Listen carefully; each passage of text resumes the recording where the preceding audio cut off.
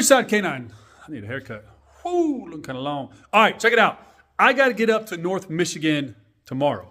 It is late December, coming into January. It's Christmas Day, man. Do the math yourself. But it's late December, coming into January. We're going way up north to North Michigan by the Great Lakes in a Tesla Model X. So what's that mean? You got to plan for the weather.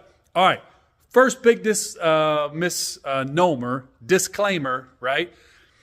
Yes, four-wheel drive on a proper four-wheel drive vehicle is always going to be superior in inclement weather. However, you will be shocked what a Model X prepped for the winter can actually do. Let's talk about really quick how I prep this car when I'm going up north. Long drives. I've got about a 1,500-mile round trip drive that I got to make. It's not really a long trip for me, but I do got to get up there and I got to get back. It's going to be myself, my son. He's about 150 pounds. It's going to be a bunch of luggage and a bunch of emergency equipment. So we're going to have the vehicle weighted down to almost like, I don't want to say capacity, but it's pretty weighted. I'll go over that in a second. I'm going to cover all my emergency supplies, my backup power, backup tires, everything you do to prep with when you're in a Tesla, specifically a Model X going north. To be specific, guys, this is a Tesla Model X Plaid 2022, and it has right at about 35,000 miles on it. I have owned a Tesla Model S Plaid. I sold that after 50,000 miles. This is currently a Model X Plaid. I also have a Model Y Performance. We have a Model 3 Long Range. Clearly, I like four-wheel drive, twin-turbo V8s. I don't drive Teslas because of the economy to it. I don't drive them because they're green. I drive them because they're hella fast, and they're an amazing tool once you really learn the platform. Oh, my gosh, I got to deal with these two no matter what I'm doing. The vehicle itself, what have I done to it after market? Not a lot. The vehicle's blacked out, so all the windows are completely blacked out. We did change the wheels and tires. First thing you should change in damn near all Teslas.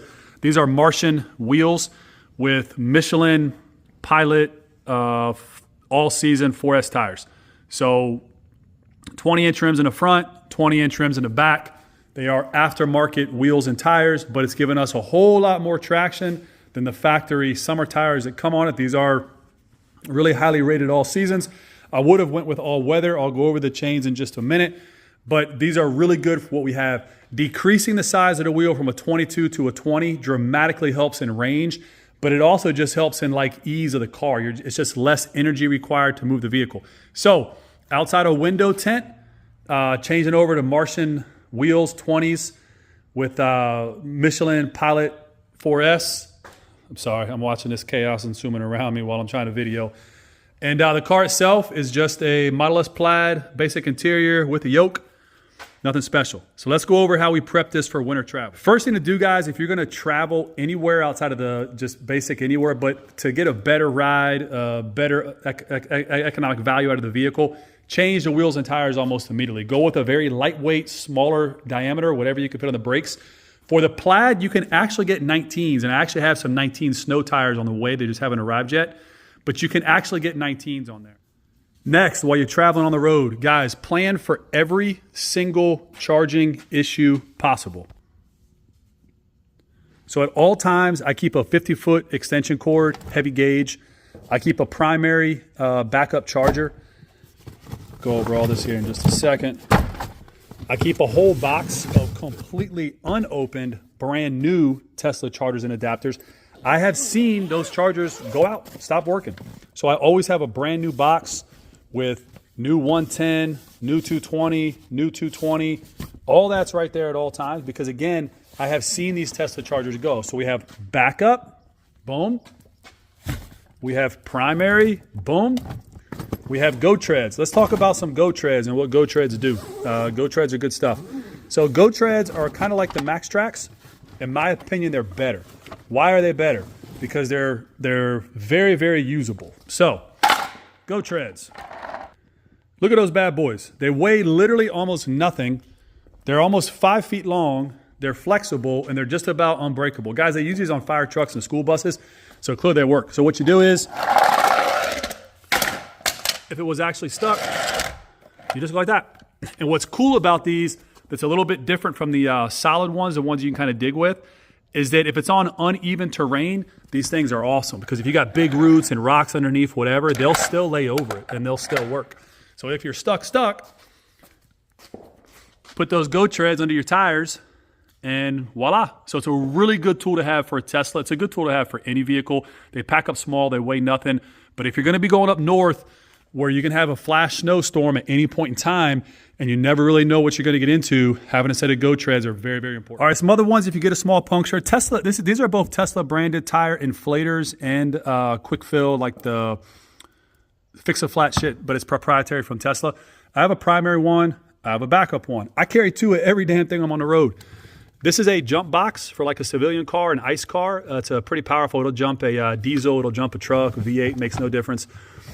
Tesla specific jacks. Guys, you gotta have a Tesla specific jack with the rubber pad, or you gotta have a puck, okay? So these are all my jack tools. And here, this is actually a tire kit. So I carry a tire patch kit as well. So we have the inflators, we have the fix-a-flat crap. I also keep a tire fix kit here. So at any point in time, this is a little homemade pouch of mine. Trash bags, go over that little kit in a second. Toe strap, some gloves, bunch of super glue, a couple patches. There should be some other, tons of patches, plugs, all kinds of shit right there. Inside of this little slime kit, it's kind of their proprietary kit. Whoa, son of a bitch. That's okay, we'll just fill it back up or right here. It wasn't too bad gone. But again, do I need this kit? Nope, because I clearly have enough to do all this. But again, 1 is none, 2 is okay, 3 is better when you're on the damn road. So at all point in times, we carry the toe strap, we carry tire kits, we carry gloves, Tesla specific jacks. If you've never jacked up a Tesla, I highly suggest you do it prior to getting on the road. So that's the front trunk. And again, we have 2 chargers, complete backup charging systems, 50-foot extension cord, Go treads, fix-a-flat, tire pumps, tire repair kits, and we always keep a little portable battery charger that can jump start literally V8s, diesels, everything else. Why is that important? Primarily because you want to be a good steward when you're on the road. Can you imagine seeing a female or a young kid or a senior citizen or just your fellow man broke down on the side of the road and all you need to do is jump start them, but you're an electric vehicle. Now, you can jump start off a Tesla, but it's a process. You got to take shit out. You got to pop it. It's a pain in the butt. Don't do it. You're a lot easier to carry a little portable charger like that. And if you come across anybody else that needs your help, got a way to help. All right, guys. Now we're getting into some real emergency stuff you should all do to Tesla. First and foremost, full-size spare tire right there, guys. Yeah, it's in a protected bag. I don't want to get my car dirty. But when I'm going anywhere that's not like local by the house, and even then I normally carry it, but anytime on a road trip in a Tesla, take a spare tire. You can have all the tire, fix-a-flat, tire puncture kits you want. If a tire goes bad, it's bad. You can't fix it. What do we have down here in the trunk? 3 kilowatt EcoFlow battery, guys. We'll talk about that in just a minute because that's half of my emergency backup kit.